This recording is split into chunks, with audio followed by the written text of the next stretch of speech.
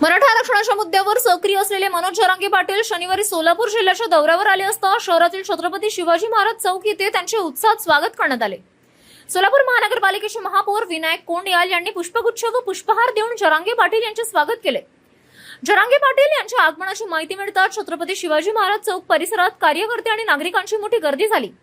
यावेळी उपस्थित मान्यवरांनी त्यांचे स्वागत करत दौऱ्यासाठी शुभेच्छा दिल्या।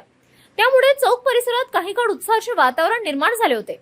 यावेळी उपमहापौर ज्ञानेश्वरी देवकर, महिला व बालकल्याण सभापती निर्मला जंगम, मध्यवर्ती महामंडळाचे पद्मकार नाना काळे, दिलीप कोल्हे, रांजण जाधव, नगरसेवक विनोद भोसले, नगरसेवक गुरुशांत धुत्तरगावकर, जयवंत सलगर, लता फुटणे, प्रकाश ननवरे, मतीन बागवान, नागेश वडणे, सचिन स्वामी, देवीदास घुले, बसवराज कोडी आणि बजरंग जाधव यांच्यासह अनेक मान्यवर उपस्थित होते।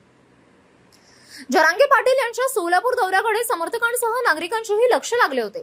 छत्रपती शिवाजी महाराज चौकात झालेल्या स्वागतामुळे त्यांच्या दौऱ्याची सुरुवातच उत्साहपूर्ण वातावरणात झाली।